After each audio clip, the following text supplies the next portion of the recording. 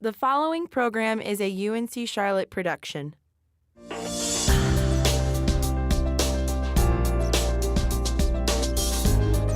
Welcome inside UNC Charlotte. Charlotte 49ers football is upon us, and first up in this edition, we look at the events that led us to this historic inaugural season.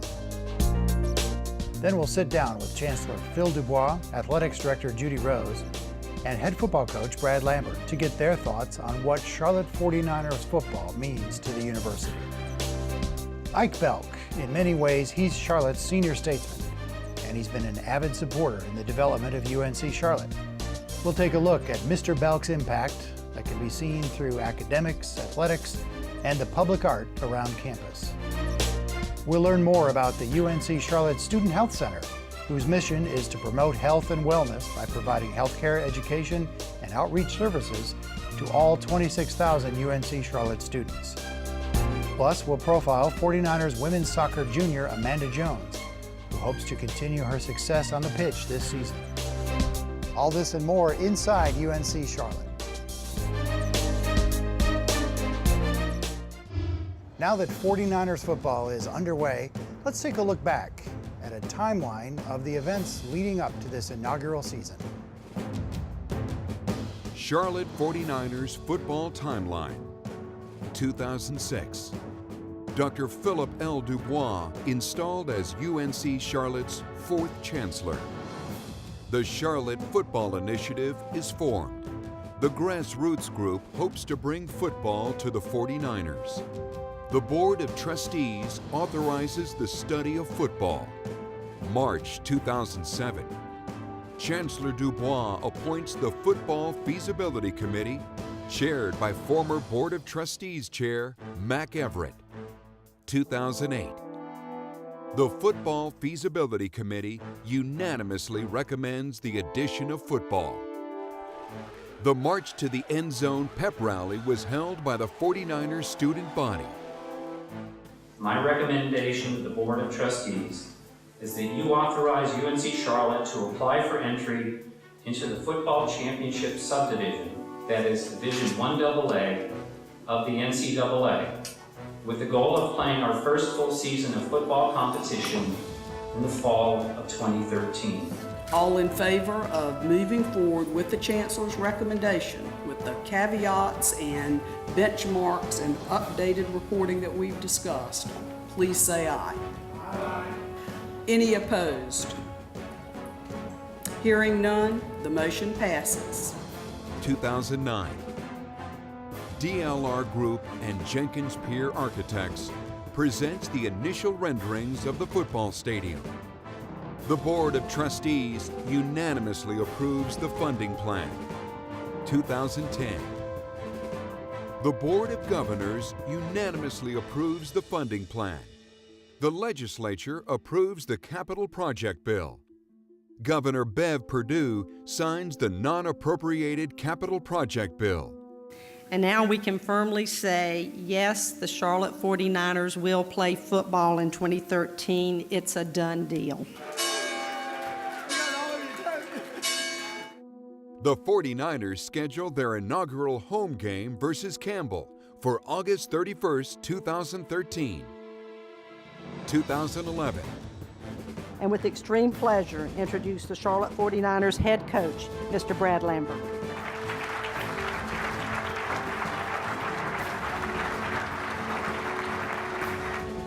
Over 3,000 fans celebrate the groundbreaking for the 49ers football stadium. The 49ers announced the naming of McCall Richardson Field for banking pioneer Hugh McCall and Carolina Panthers owner Jerry Richardson. 2012. The 49ers signed the first freshman class of 27 players. Today we officially announce that we will accept the invitation and join Conference USA in all sports starting in 2013, with our first season of football commencing in the league in 2015. Head coach Brad Lambert unveils the 49ers white helmet design. In a surprise announcement, Dale Halton, who purchased naming rights to the field house, and Chancellor Dubois named the Judy W. Rose Football Center for the current longtime athletic director. The 49ers' first team reports to campus. The first workout session for the 49ers on the practice fields takes place. The first practice is scheduled following approximately 3 weeks of conditioning workouts. The fall finale is hosted as the 49ers hold the last practice of the fall campaign. 2013. Two 12-foot tall statues commissioned by Ike Belk and sculpted by John Hare are installed at opposite ends of the 49ers football stadium. The 49ers signed 20 student athletes in their second recruiting class. The 49ers' first spring game takes place in front of a crowd of nearly 14,000. The 49ers unveil complete home and away uniforms at the annual Great Gold Rush auction. When we open fall competition against Campbell University on August 31st, we will play on McCall Richardson Field in Jerry Richardson Stadium. The 49ers and IMG College partner with WCCB Charlotte to televise home football games. Brad Lambert participates in Conference USA Media Day. The 49ers begin fall practice August 31st, 2013. The inaugural season kicks off.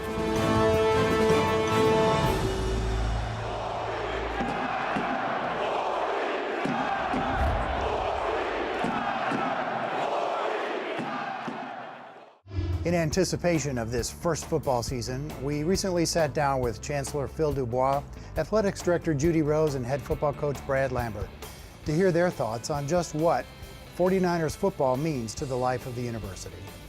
I think it's going to mean several things, but the biggest thing to me is the opportunity it builds for us to bring the community into the university. Whether you like it or not, football is one of those things that people pay attention to. And we also hope that it'll mean our students have a wonderful college experience and they come back as alumni and celebrate the performance of their team and their university. So we think it can do lots of things if you do it right, and we intend to do it right. I think it means a number of things for UNC Charlotte. I think it becomes a large part of our identity. It doesn't mean that it has a priority over academics by any shape, form, or fashion. We're an institution of higher learning, and we all know the primary purpose of why we're here. But I do believe it connects people, and it's different than our other sports, because other sports play all during the week and some on weekends, but it's 2 hours and you're rushing to get your kids home to go to school the next day.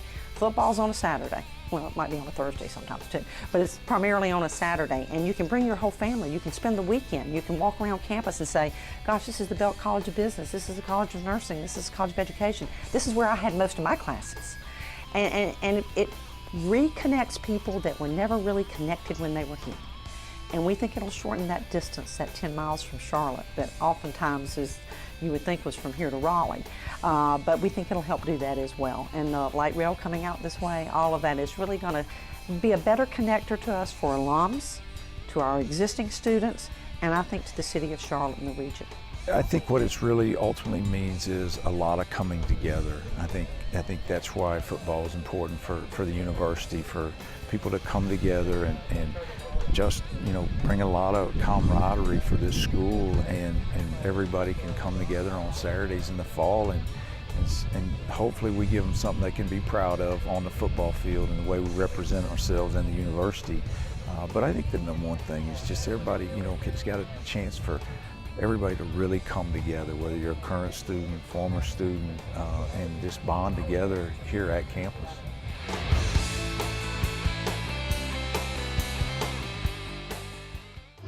Ike Belk has been an active supporter of the development of UNC Charlotte. His impact is seen in academics, athletics, and through his many gifts of public art across campus. It's through his generosity that UNC Charlotte has been able to flourish and grow into the university that it is today. My mother was a school teacher, and I reckon I spent my whole life working for the education not only in this state, but the Southeast. And it's an honor to be a small part in the education system. Most people, when they hear Ike Belk's name, they think of the statues that are on campus, and primarily the athletic statues. And Ike has had a personal dedication to public art, not just at UNC Charlotte, but really throughout North Carolina and throughout the country. And when he does public art, he does big public art. And so you see that here at this stadium with those two magnificent football statues at either end. And you see it in the athletic department across the front of the Irwin Belk track and field facility with sculptures reminding us of all of the sports we have at UNC Charlotte. That's all been made possible by Ike. It is a beautiful campus now that will rival any campus in the country. And the art on this campus and the statues and the role that Ike has played, not only for the athletic statues, but many of the other statues on this campus, that beauty is attributed to him and his love for bringing art into a campus and making it look much more beautiful than a normal campus would. Probably the most important thing was that Ike sponsored the legislation in the state senate that allowed University of North Carolina at Charlotte to become the 4th campus of the consolidated system. I was a senator. I introduced the bill, and it took me some work, but I had 49 senators endorse that bill. If it wasn't for the 49 senators, the university would not be here today. So he's become one of our most significant supporters, and always there, showing up at university events, providing financial support when we've needed it, and doing important things on the academic side as well, including several distinguished professorships. He's done endowed scholarships. He's done charitable lead trust, charitable remainder trust that allows us to scholarship our programs and our student athletes. He's named buildings that allowed us to actually build those buildings because we don't receive state funding. The track he's given to, he has given to the Academic Athletic Training Center, which bears 2 of his daughters' names, the Northmore Wallace Athletic Academic Training Center. He gave us a piece of property in Florida, a home, and allowed us to sell that home, and the proceeds of that have benefited us for the move from FCS football to FBS. We are fortunate. The majority of people of this state believe in education. And I had just a very small part to be in a position to be of little help to this university. And I thank the Lord for giving me the opportunity to serve my community. He knows the value of teamwork and cooperation and time management that comes out of being a student athlete. And the student part of that is very important to him. He believes in education. He is a firm believer in amateur sports, and a lot of that is because it is tied to education and to higher education. Well, I played football, I played basketball, and I ran track. And when I was in school, I set the half mile, that's 880 yards, record for the South, and I held it for 12 years. Nowadays, these kids get better tracks. They get better coaching. These kids today are better than our day. I'm amazed what a future's going to be with such outstanding kids we got. And give them a good education and give them an idea of exercise their body, whatever sport they go in. We're going to have a good group of students from this university. I don't think there's been a more generous person to this university, and not only this university, but the whole university system. But he's adopted UNC Charlotte as his university for a number of reasons, because he's been so active in helping make it a part of the university system, and he feels real ownership living in Charlotte and this being his university. Even though he's not an alum, but he is the largest contributor to our UNC Charlotte athletic program. Many facilities bear the name, the Belk family name, and that is because of Ike and his generosity.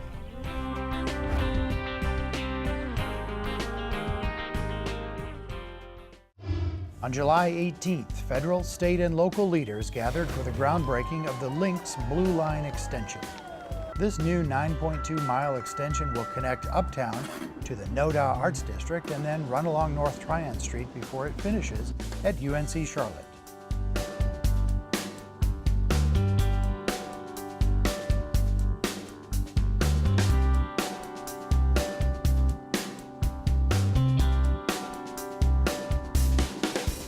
On behalf of the citizens of the Charlotte-Mecklenburg region, I'd like to thank you for your unflagging efforts.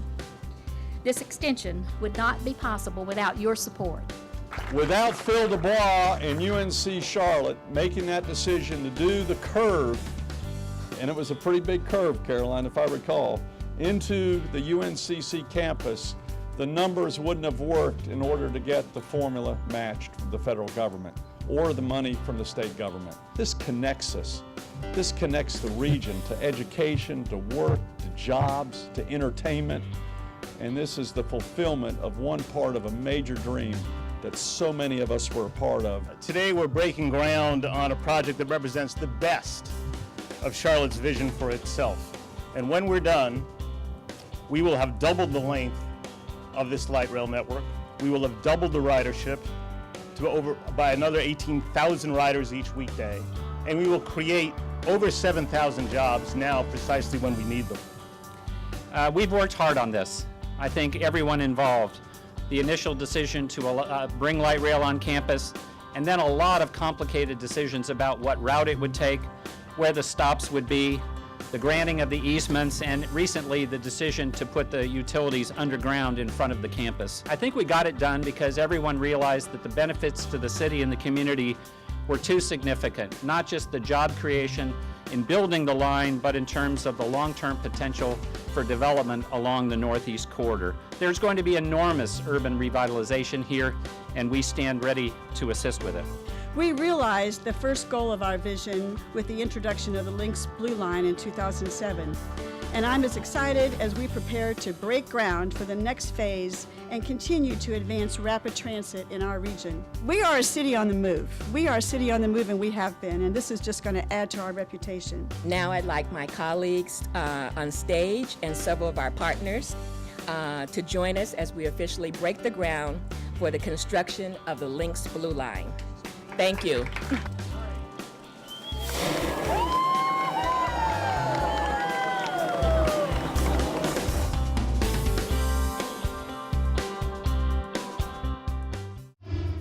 More than 26,000 students consider UNC Charlotte's 1,000-acre campus their home away from home. At the corner of Cameron Boulevard and Mary Alexander Road, you'll find the UNC Charlotte Student Health Center, whose mission is to promote health and wellness by providing healthcare, education, and outreach services to all UNC Charlotte students.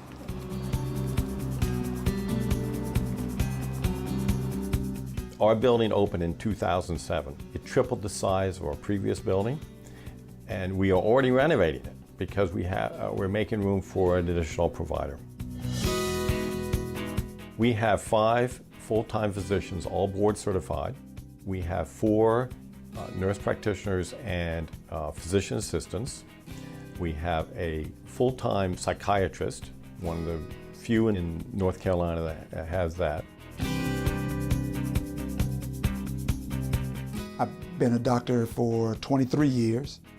I'm a family physician by training, and I think that family medicine really fits student health very well because as a family physician, you're trained to take care of all variety of things. I think in certain ways we're unique as a student health center. We have a good number of providers that all come from various walks of life. They come from different backgrounds. Some have worked in emergency rooms, some have worked in urgent cares, others have worked in family medicine practices or internal medicine practices, and so come with a good variety of experience. What I'd like for folks to know about the health centers are all the things that we do here. It is very different than the usual experience of a primary care office out in the rest of the world. So in this building, we have a full-service lab, x-ray capability or radiology department, immunizations, a travel clinic, physical therapy, a full-service pharmacy. And so in a very real way, this can be a one-stop shop for most students. And it is not at all uncommon for me to see a patient, send them to the lab, they come back, I write them a prescription, they get the prescription filled, they make an appointment for physical therapy, all before they check out. And they've gotten all that done, all in this one place, and that really doesn't happen anywhere else. We have a full-service pharmacy, accepts all insurance cards, and files all insurance. And it has all pharmaceuticals that any student will require, plus a wide range of over-the-counter medications. There is a requirement that all students meet certain immunization requirements, and our immunization department handles that for all incoming students. We also will do the travel immunizations that is required for anyone who has to go abroad. It is a requirement that all students, this is undergraduates 6 hours who are taking 6 hours and above, and graduate students taking 3 hours and above have health insurance. And our insurance office manages that requirement. The Student Health Center is accredited by the Accreditation Association of Ambulatory Health Care. This assures that we maintain the highest level of healthcare standards.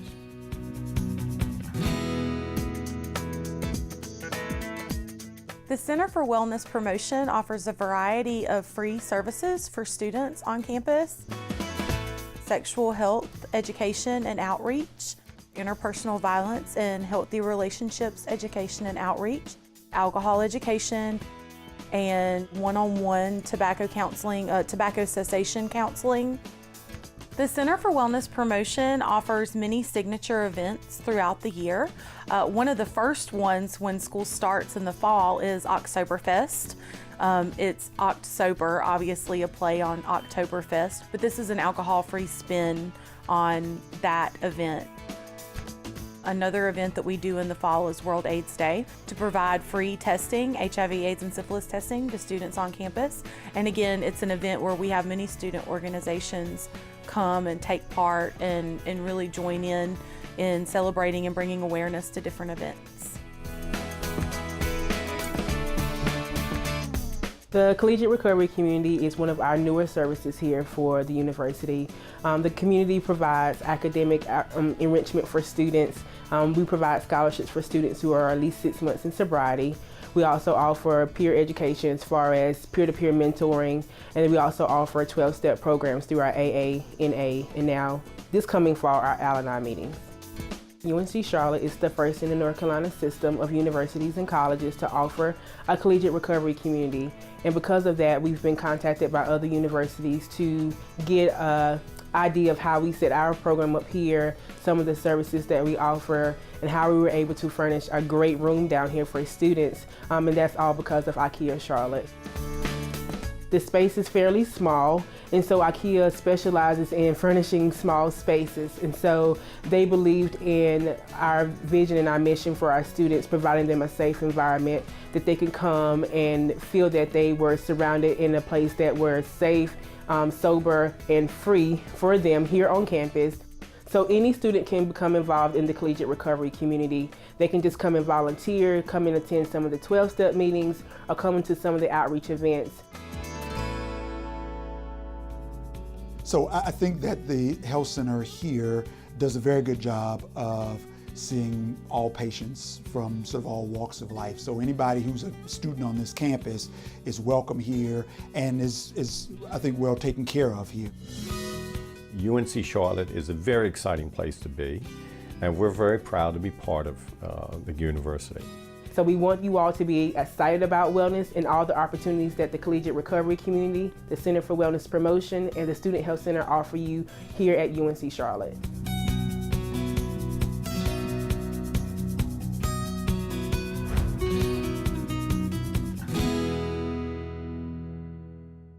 Football isn't the only sport underway this season. A host of teams is ready for fall competition, including 49er women's soccer. As the team prepares for another season, so does junior Amanda Jones, who hopes to continue her success on the pitch. Hi, my name is Amanda Jones. I'm from Mahwah, New Jersey. I'm a junior midfielder.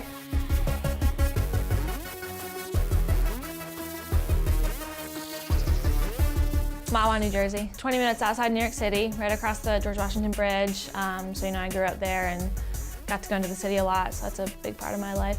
I went to a really small private school. I only had 26 kids in my graduating class. And actually I have a big family history at my school. It was my mom works there, my stepdad graduated from there, my grandpa was the headmaster there, my brother goes there. So we were pretty well known at that school. And then just being from Mahwah, it's a great town and right outside New York City, so a lot of stuff to do.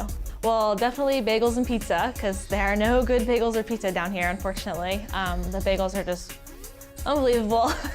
And then New York pizza, there's nothing better. I'm actually a graphic design major, so art and painting and drawing, all that kind of stuff, that's kind of my second nature also. I was an art major in high school also, so I took a bunch of art classes, and then when I got to college, it kind of was like a last minute decision. I just thought maybe I will go into the art program, and graphic design was one of my favorite things, so it's been working out pretty well so far. I wore 8 in club and then 14 when I got here, so I'm sticking to it. I mean, they just gave us an option of numbers that were open, and then when I was a freshman coming in, Sarah Denton, our old assistant coach, when she played at Charlotte, she was number 14, so she was like, oh yeah, 14's a good number, so I went with that and stuck with it. I mean, I love to hang out with my friends, obviously, even the girls on the team. We're really close, my class especially. We love doing everything together, going out, having dinner, and doing whatever we can together, pretty much.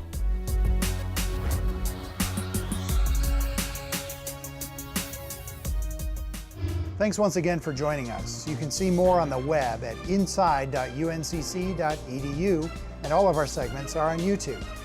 In the meantime, we look forward to seeing you next time right here inside UNC Charlotte.